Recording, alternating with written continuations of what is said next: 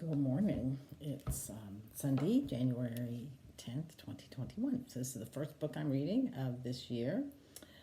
Um, it's a book I found in my bookshelf that was given to Rebecca and Rachel, your mothers, back in 1997, I think, when their grandfather died.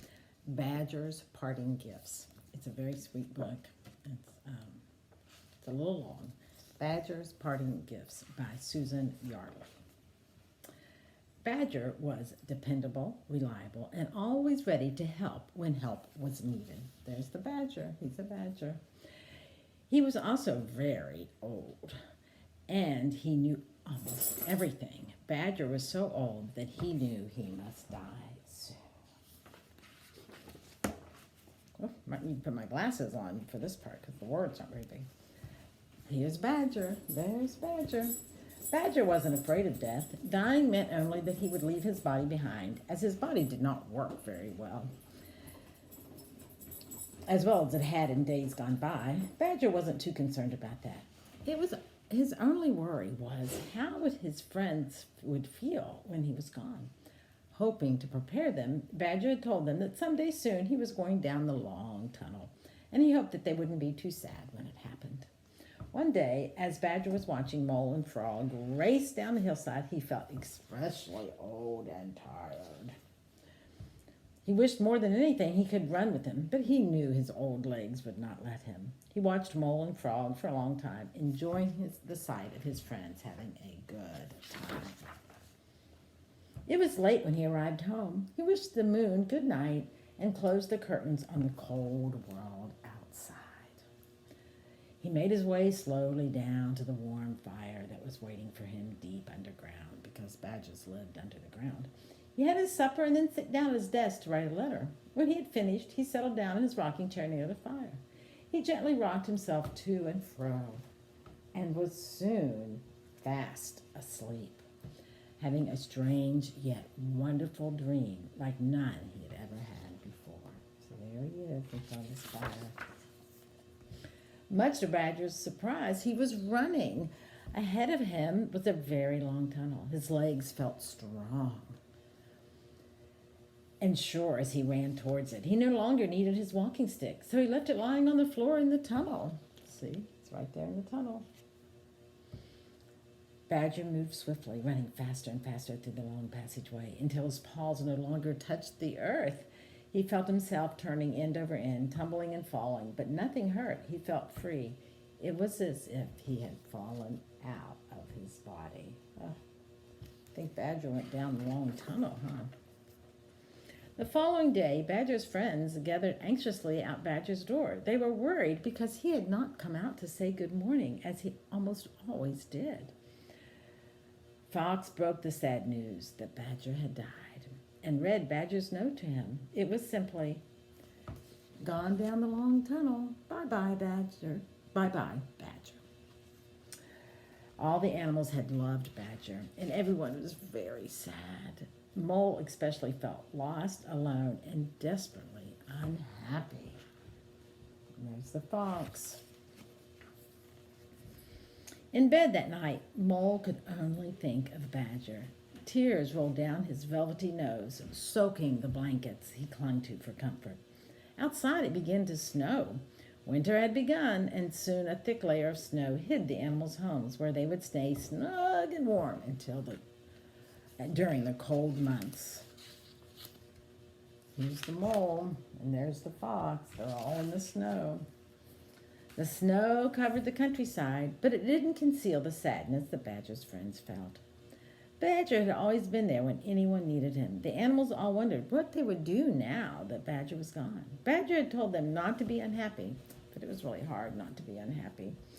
But as spring nears, the animals often visited each other and talked about the days when Badger was alive, which is always nice to tell stories. Mole was good at using scissors, and he told them about the time Badger had taught him how to cut a chain of moles from a piece of folded paper. Paper moles had littered the ground that day. Mole remembered the joy he'd felt when he had finally succeeded in making a complete chain of moles with all the paws joined together. That's fun. Have your boys learned how to do that? I know Ada hasn't, but you can cut out things and they all stay together. We used to do them with snowflakes, I think. But that was nice. Badger taught Mole how to do that, and Mole will always know how to do it. Frog was an excellent skater. He recalled how Badger had helped him take his first slippery steps on the ice. Badger had gently guided him across the ice until he had gained enough confidence to glide on his very own. And you can see he's really gliding on his very own now. And there's Badger when he first helped Frog learn how to skate. Fox remembered how when he was a very young cub, he could never tie his tie properly until Badger showed him how. Starting with the wide end of the tie, it's right over left, once around your neck, once around the back, up and then down through the crossover, and holding the back of the tie, push the knot up to the neck. Fox was now tied every knot. Fox could now tie every knot ever invented, and some he'd even made up himself. And of course, his own necktie was always perfectly knotted. There's Badger teaching Fox how to do. He looks a little sloppy there. His shirt's not tucked in. But now he knows how to do these things because Badger taught him how to do it. Badger had given Mrs. Rabbit this special recipe for gingerbread and had shown her how to make gingerbread rabbits. Mrs. Rabbit was well known throughout the countryside for her excellent cooking. As she talked about her first cooking lesson with Badger so long ago, she could almost smell the wonderful fragrance of gingerbread fresh from the oven. There they are. There's Badger with Mrs. Rabbit.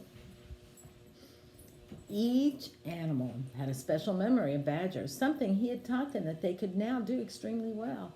He had given them each something to treasure, a parting gift that would become all the more special each time it was passed on to others. That's what people do. We share our gifts.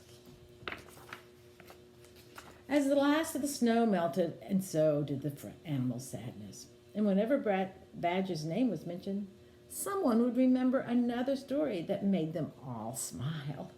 One warm spring day, as Mole was walking on the hillside where he had last seen Badger, he wanted to thank his friend for his parting gift. "Thank you, Badger," he said softly, believing that Badger could really hear him, and somehow Badger did. And that's the end of the story. Badger's parting gift. It is a nice story, and that's what happens. We all pass on our gifts and our love and our stories, no matter whether we're here on earth or up in heaven.